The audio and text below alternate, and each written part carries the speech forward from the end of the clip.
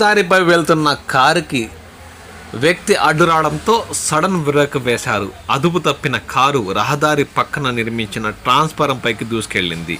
ఈ ఘటనలో ఇరువురికి గాయాలు కావడంతో స్థానికులు ఉలిక్కిపడ్డారు. ఈ సంఘటన తిరుపతి జిల్లా పాకాల మండలం తోటపల్లి వద్ద ఉన్న హైవేపై మంగళవారం మధ్యాహ్నం చోటు చేసుకుంది.